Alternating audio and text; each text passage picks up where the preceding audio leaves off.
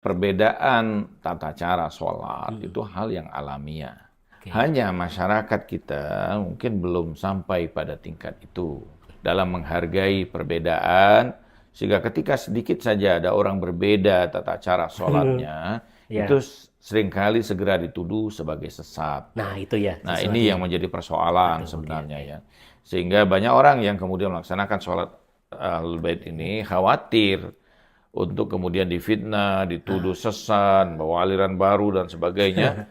Padahal ini ajaran Nah, sholat lebih lama Lebih- dibandingkan apa yang kita lakukan sekarang. Mm-mm. يا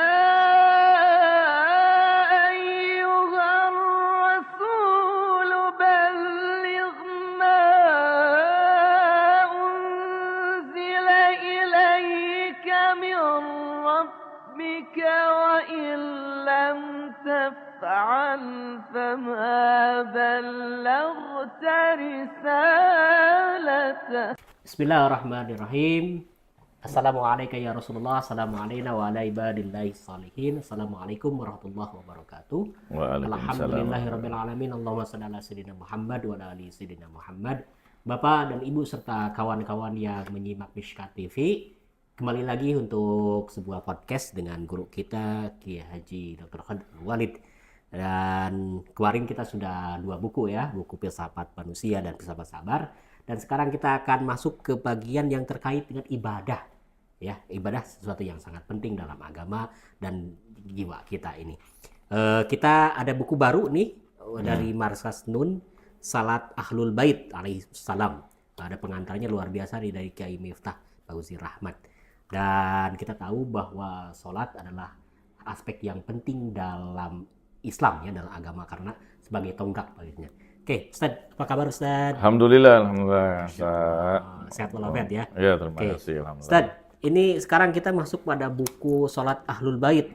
Jadi ada sholat, itu kan sholat sebagai bagian dari rukun dalam Islam ya. Iya. Kalau dalam mazhab Ahlus Sunnah nanti yang kedua gitu ya. Kalau dalam Ahlul Bait yang pertama kalau nggak salah ya. Iya, Kayak gitu betul, itu. betul. Sebelum Iya. kita masuk pada perbedaan salat Ahlul Bait, Ahlus Sunnah dan sebagainya, mengapa manusia atau orang Islam harus sholat?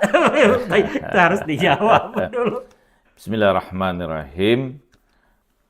Sholat pada dasarnya merupakan cara kita untuk terhubung dengan Allah Subhanahu wa Ta'ala. Karena itu bahwa seluruh agama ada sholatnya, walaupun dengan tata cara yang berbeda-beda. Oke.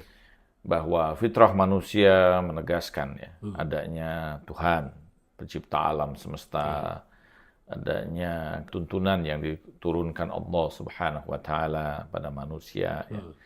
Jadi karena itu, bagaimana sih kita ini sebagai manusia untuk bisa terhubung dengan Allah Subhanahu wa Ta'ala? Oke. Nah, dalam Islam, Allah Subhanahu wa Ta'ala memberikan tuntunan ini melalui Rasulullah SAW kepada kita untuk melaksanakan sholat ini. Sebagaimana Allah berfirman di dalam Al-Quran, "Aqimis sholat ala zikri." Ya. Dirikanlah sholat untuk mengingatku.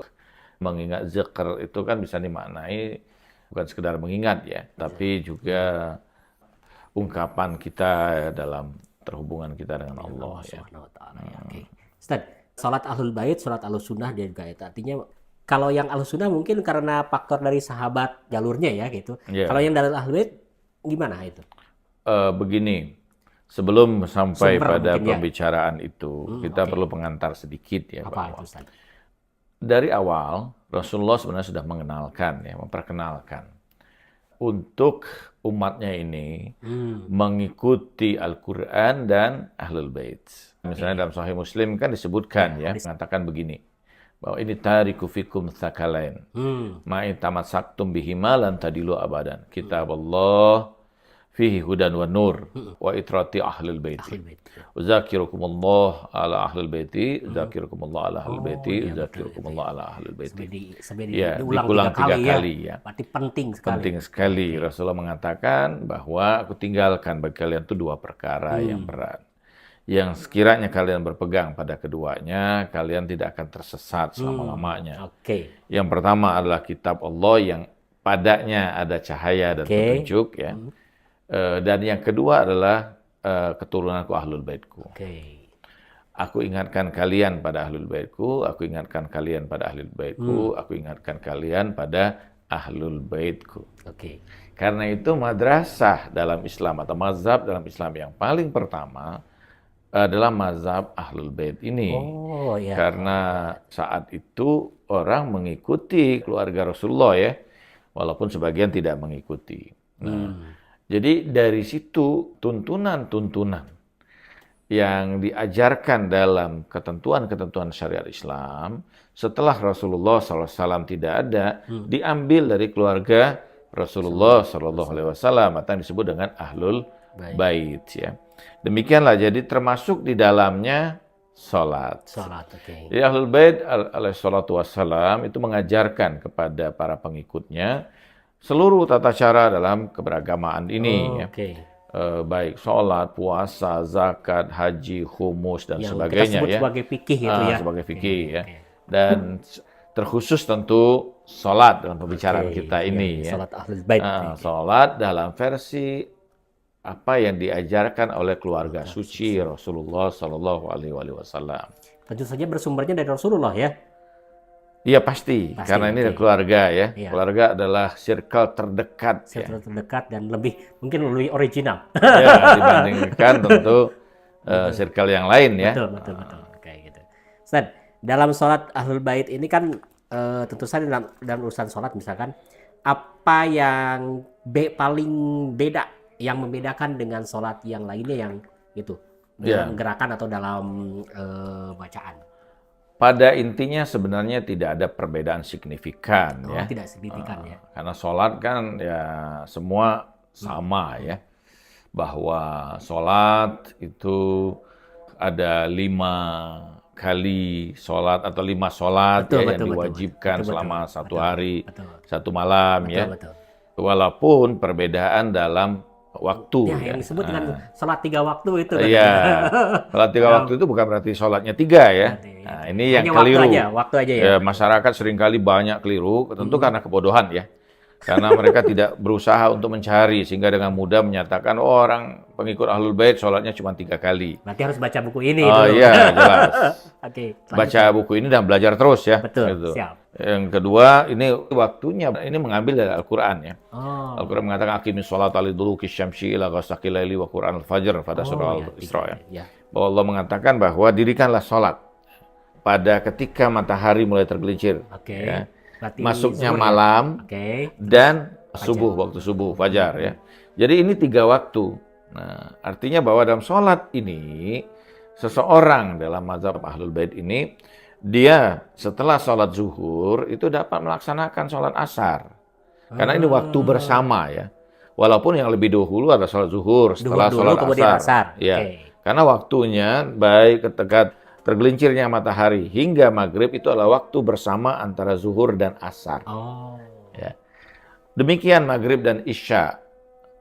Kecuali tentu fajar ya, hanya satu sholat di situ ya. Jadi ini ada waktu bersama sehingga dia setelah sholat zuhur itu bisa melaksanakan sholat asar. Tetap dipisah kan, dan nggak nyambung ya? Iya jelas dong, artinya setelah sholat zuhur selesai baru melaksanakan sholat asar. Ini yang pertama ya. Yang kedua bahwa dalam kaitan dengan sholat ini, wudhu misalnya. Dalam madrasah ahlul bait itu mengambil dari ayat Al-Quran ya. Iza qumtum ila sholat faghsilu wujuhakum wa idakum ilal marafiq wamsahu biru'usikum warjulakum ilal ka'bain ya. Al-Maidah ayat 6 itu? Iya, Al-Maidah ayat 6. Kalau kamu sudah berdiri tidak sholat, maka hendaklah kamu membasuh mukamu ya. Kemudian membasuh tangan, mencuci muka ya, tangan, kemudian mengusap, wamsahu, masak ya, masahu kepala ya. Kepala juga birusikum itu menunjukkan tab'id ya, sebagian gitu kan, bagian dari bagian kepala. Dan mengusap apa? Kaki. Sementara di madrasah Ahlus Sunnah ini mencuci kaki ya. Siram sih kakinya ya. Iya, betul. Cuci kaki. Bahkan ada yang mencuci kepala juga ya gitu. Sementara dalam ahlul bait kita diajarkan untuk mengusap kepala dan mengusap kaki ya. Kemudian Perbedaan yang lain yang mungkin cukup mendasar adalah dalam sujud. Sujud apa gimana? Di dalam madrasah Ahlul Bait atau mazhab Ahlul Bait dalam salat Ahlul Bait ini, sujud itu hanya diperkenankan pada tanah Oh, yang atau sesuatu yang berasal dari tanah, bukan digunakan untuk makanan atau pakaian. Ya. Oke. Dan di dalam Sahih Muslim pun ada hadisnya ya. Jilatul ardo masjidan wa tahura ya. Oke. Bahwa Allah menjadikan tanah itu sebagai tempat sujud dan bersuci. Ya. Ustaz, sebelum lanjut, saya pernah baca juga dalam hadis ada sahabat yang ditegur atau yang minta kompensasi kepada Rasulullah supaya tidak sujud di atas tanah yang panas. Tidak boleh, tetap harus sana ya. Ya, Jadi ada banyak itu. bahwa di atas tanah itu sesuatu Di yang Mustadrak Al-Hakim kita temukan hadis itu ya. jadi memang Bahkan tidak boleh ketika memakai sorban, Heeh. itu sujud ini dahinya harus kemudian sampai pada tanah ya, Oke. tidak di sorbannya gitu.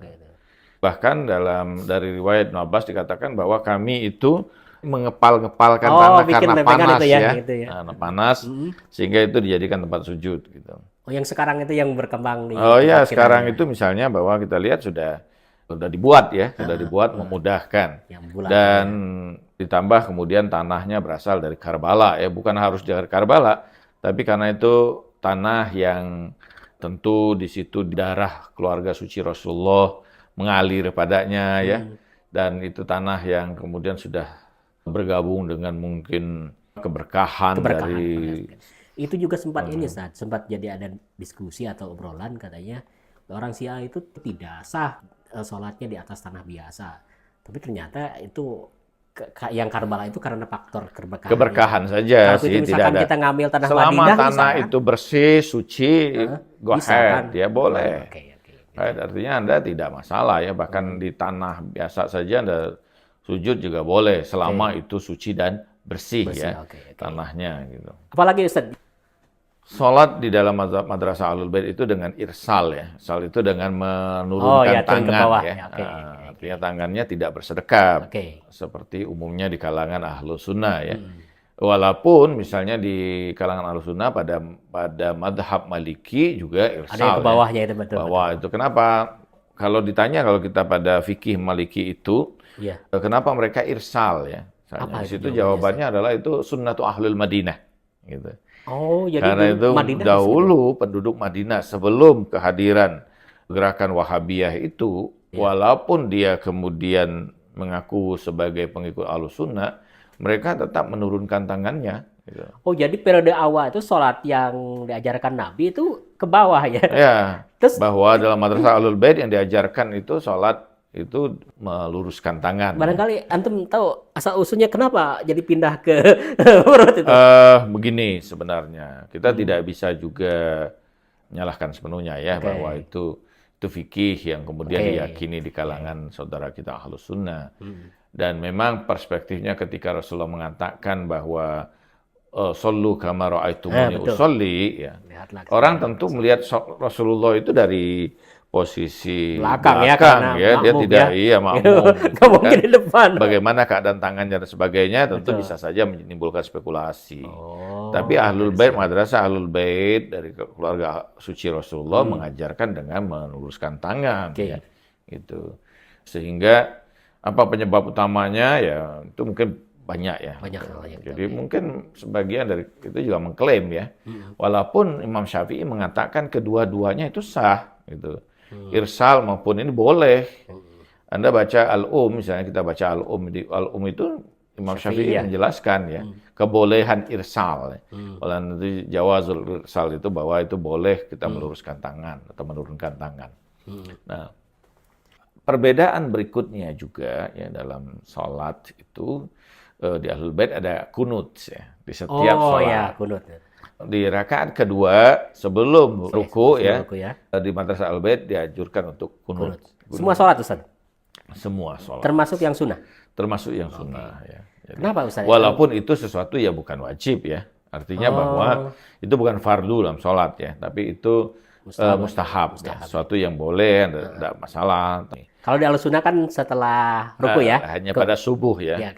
Kalau di Ahlul Bait, kenapa mesti semua sholat pada itu? Apa hikmahnya, Ustaz? Kita tidak pernah tahu kenapa mesti ya, gitu. Karena ini sudah ketentuannya begitu, Oke, gitu berarti kan, harus taat fikih itu itu ya. ya. Kita tidak pernah tahu alasan Tuhan mewajibkan sholat subuh 2 rakaat, Betul. sholat maghrib 3 rakaat, Betul. apa alasannya? Betul. Kita tidak pernah tahu itu Iya. kan. Tapi bahwa apa yang diajarkan oleh Ahlul Bait itu seperti itu. Gitu ya. Oke.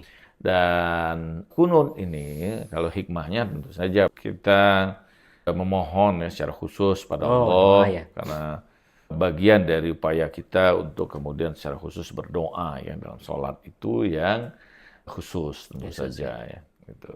Walaupun tentu anjurannya tetap doa-doa yang ada dalam Al-Quran ya sebenarnya.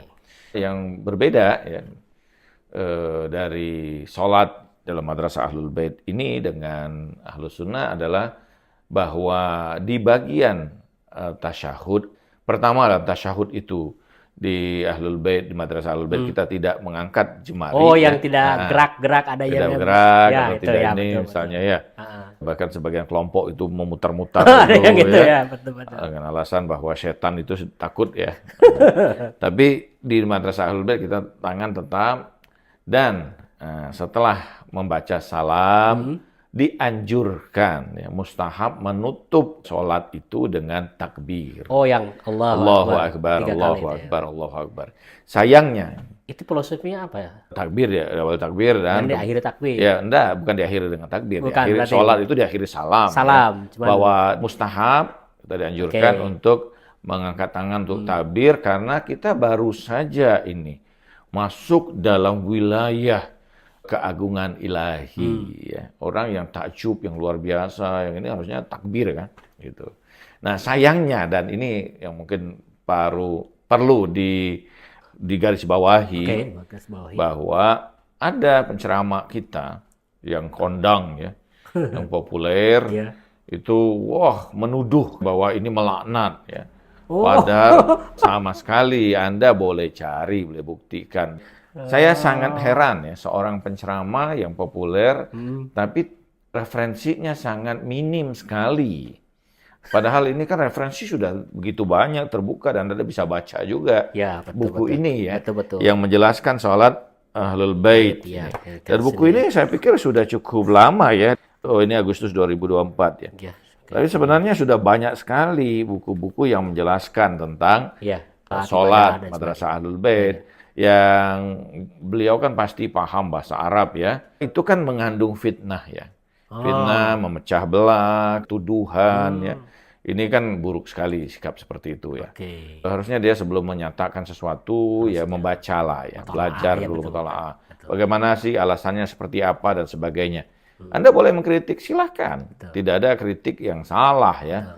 Tetapi pada argumentasi misalnya ya bahwa hadis menggunakan lemak, misalnya, Anda tunjukkan hadis yang lain yang lebih kuat misalnya dan sebagainya. Dan kita akan tunjukkan hadis juga yang menjelaskan tentang itu dari madrasah Ahlul Bait ya. Betul. Bahwa ini sesuatu yang bahkan Ibnu Arabi juga seorang sufi menganjurkan betul untuk takbir itu. Anda baca di Futuhatul Makiyah ya. Oh, ada juga ya. Ada.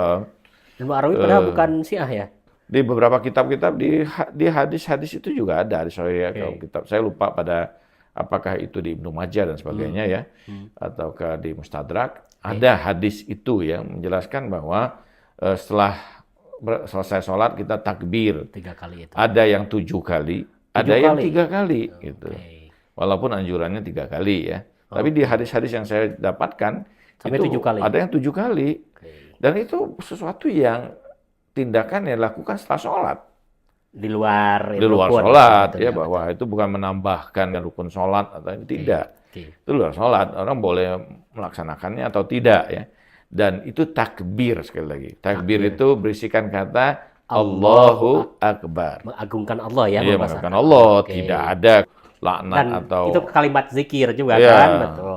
jadi satu hal yang sangat ceroboh ya, ceroboh dan mengandung niat jelek di dalamnya ketika menuduh orang sholat dengan cara madrasah Ahlul Bait dan mengakhiri atau setelah sholat itu dengan mengucapkan takbir tersebut ya. Oke, Ustaz, nih. Saya pernah melihat nih seorang ulama khususnya dari Ahlul Bait itu, beliau itu ketika akan memimpin sholat jamaah itu azan sendiri, qomat sendiri, kemudian memimpin sholat. Kan beda dengan yang umum ya, yang sunnah kan azan boleh siapapun, qomat boleh siapapun, imam siapapun. Begini. Secara umum azan itu diperkenankan ya, siapa saja yang azan untuk menandakan waktu sholat tiba. Oke. Mengulangi azan bukan satu hal yang masalah ya oleh seorang imam misalnya untuk menegaskan kembali. Dan demikian qomat juga ya. Bahkan itu perintah Rasulullah. Dalam hadis ada Rasulullah mengatakan bahwa azanlah kamu sebelum kamu sholat ya, atau sebelum mendirikan sholat. Artinya walaupun kita sendiri, kita dianjurkan untuk azan. Azan qomat langsung sholat. Iya. Oke. Kenapa? Nah ini ada hikmahnya juga sih saya. kita... Ada pertanyaan itu kepada Imam Ja'far Shadiq sallallahu alaihi kalau saya tidak salah. Kenapa seorang yang sholat itu dianjurkan untuk azan? Imam Ja'far mengatakan, ketahuilah bahwa ketika kamu azan, kamu sholat itu, maka itu kalimat-kalimat yang sangat ditakuti oleh syaitan, sehingga melindungi dirimu dari ghiflah dalam sholat, ya, lalai ya, atau kemana pikiran kita kan. Dan yang kedua, Imam mengatakan ada banyak makhluk yang lain yang ikut bersamamu ketika sholat. Yang kita tidak lihat ya, wallahu a'lam bishawab, ya, malaikat atau jin dan sebagainya ya. Yang ternyata bukan cuma kita ya. Jadi karena itulah misalnya para imam dianjurkan untuk azan walaupun dalam suara yang halus ya, tidak nyaring tidak keras seperti muazin ya, tidak betul. seperti muazin. Gitu. Nah itu untuk melindungi dirinya sebenarnya ya, bahwa dia menjaga sholatnya ini terlepas dari upaya-upaya syaitan untuk merusak sholatnya sendiri. Satu lagi Ustaz, terkait dengan urutan azan. Kalau setelah asyhadu anna Muhammadar Rasulullah itu saya dengarkan ada asyhadu anna Aliyan waliyullah. Sebenarnya itu bukan bagian dari azan. Terus satu lagi ada yang itu sama seperti di kalangan Ahlus Sunnah. Misalnya, di kalangan Ahlus Sunnah itu kan mengatakan begini, ketika kita misalnya Allahu Akbar, asyhadu an la ilaha illallah, asyhadu anna Rasulullah, hayya 'alas shalah. Apa yang dibaca oleh makmum di situ? La haula wala quwwata illa billahil azim. Itu bukan kalimat azan lah, haula wala quwwata. Iya, bukan ya. Bahwa sama bagian doa ya. Sebenarnya seperti itu juga dalam azan Ahlul Bait itu kata asyhadu anna aliyan waliyullah itu adalah menjawab dari asyhadu anna Muhammadar Rasulullah ya. Bahwa itu turunan dari itu. Sementara hayya 'ala khairil amal itu sebenarnya bagian dari azan yang memang sudah ada sejak zaman Rasulullah. Jadi hilang. Nah, kenapa hilang? Belum meneliti secara sejarah motif penghilangan itu. Tapi kita bisa temukan ya pada banyak kitab hadis ada kata-kata tersebut. Sebagaimana bahwa tidak pernah ada kata-kata as-sholatu khairum minan naum. Yang subuh itu? Subuh. Itu tidak ada pada Nabi. Tidak pernah ada pada Nabi. Dan secara rasional saja itu satu hal yang patut kita pertanyakan. Masa Anda membandingkan tidur dengan sholat? Sedangkan sholat sunat 2 rakaat saja lebih baik dari dunia dan seisinya. Oke, berarti itu ya. Sholat itu, apa mungkin sholat itu hanya dibandingkan lebih baik daripada tidur? As-sholatu khairum minan naum. Perbandingan yang sangat tidak sebanding ya gitu. Dalam usul dikatakan itu perbandingan yang tidak pada tempatnya. Ya. Kalau membandingkan sesuatu kan tentu harus setara ya. Ini perbuatan yang sangat jauh dari nilai sholat itu sendiri. Itu ini ya, tapi bahwa itu kemudian ma'ruf di masyarakat selama itu tidak dianggap bagian dari azan itu ya mungkin tidak masalah ya. Untuk mengingatkan orang supaya segera bangun tidur dan sebagainya. Seterusnya, tapi tentu tidak tepat ya.